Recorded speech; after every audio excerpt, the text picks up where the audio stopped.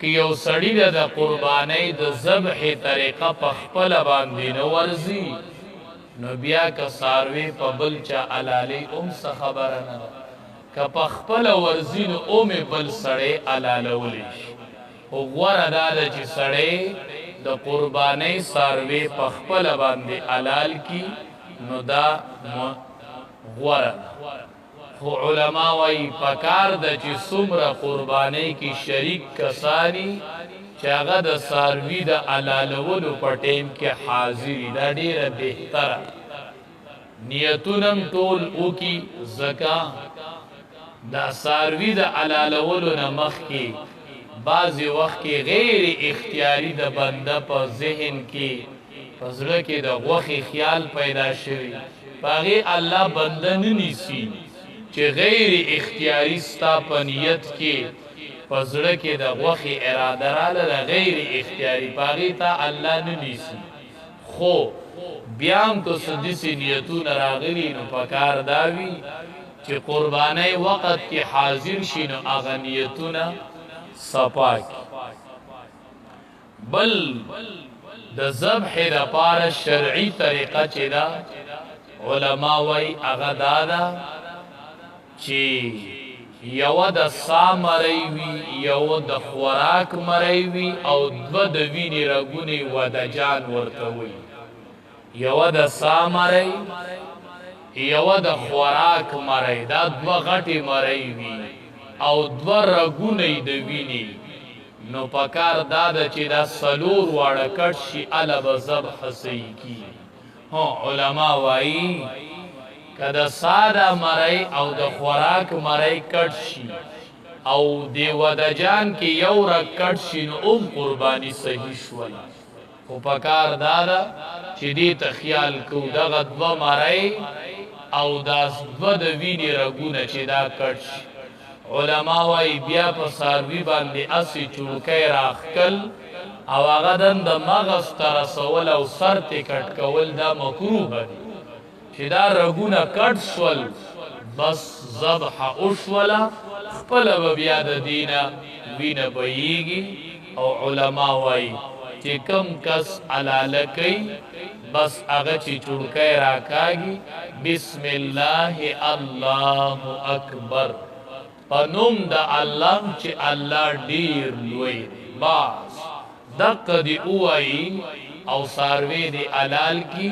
دا دوه مری او دوه رګونه چې کټ کي نو د څاروي حلاله وشوه او کو نورې ورسره ویې که نه وي بعضې وخت کې هغې وي ټول وایې هله به حلاله ټیک کېږي نه که نورې ورسره ویې که نه وي خو چې کم تن حلاله کوي نو دا به وایي علما وی که ییر شول تینا نو ام حلاله شوی که په ییره د سړي نه د الله نوم پاتې شي د ذبح په ټیم کې نو ام قرباني شوې ده څه مسله پکې نشته بل علما وایي مستحبه خبره دا ده چې قرباني دې د ورځې حلاله شي ځکه ټیم یې ګورې دا 3 ورځې او 2 شپې راځي نه دا دوه پکې شپې په منځ کې راځي د شپې قرباني که چا وکړه نو جایز دي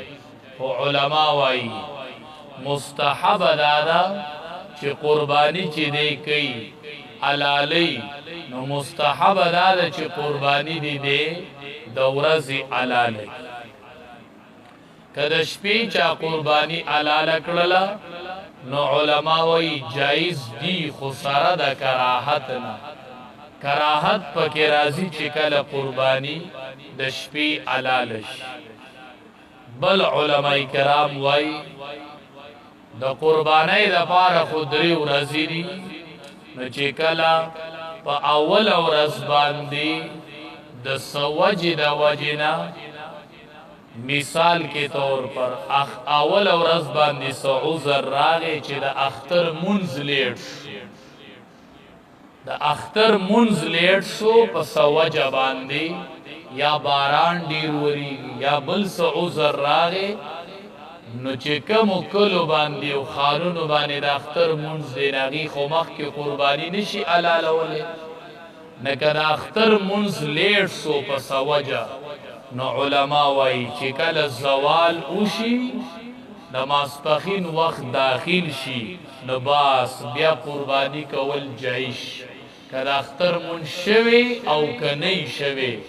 ځکه د اختر مونځ ټیم خو د زواله پورې دی چې هغه ختم شو نو باس په اپله باندې وسو کو قربانی یو سړی کوي نو هغه بیا کولی شي چې کله د اختر مونځ په سوجه باندې ونشو چې کله څاروي حلال کی علماء کرام وای مستحب خبره دادا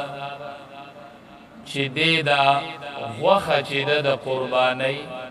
دا د 3 حصو کې تقسیم اوله حصہ د غوخي د ځان د پاره کی دویمه د فقراو د پاره کی او دریمه د رشتہ دارانو دوستانو لور د قربانی ساروی کی ګوریدا خبره جائز ده علما وای دوستانو لو رشتہ دارانو لتی د هدیه پته ورم لګلې شي تحفه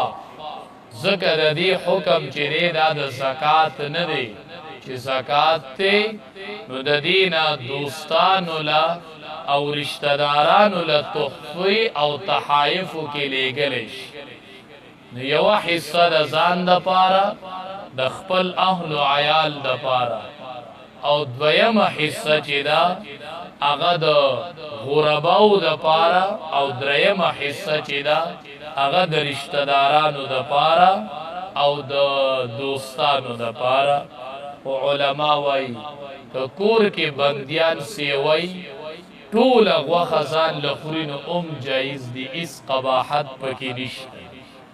او کو دا ټول صدقه کړه نو علما وی دا ډیره غوړه ده چې ټول په ټول غوخه یو سړی چې دی هغه صدقه کی بل علما وای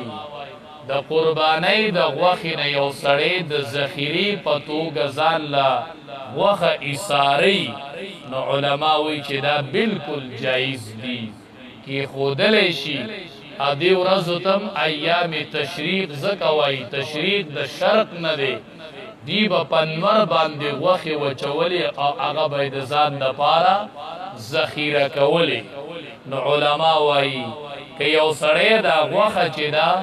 هغه د ځان د پاره ذخیره کوي د خپل بچو د پاره نو دې کې څه قباحت نشته دی او دا جائز دی او علما وایي کله یو سړی قربانی هغه نظر وی د منلی وی پسان چې زب قربانی کوما نو د نظر قربانی د پاره بیا حکم داري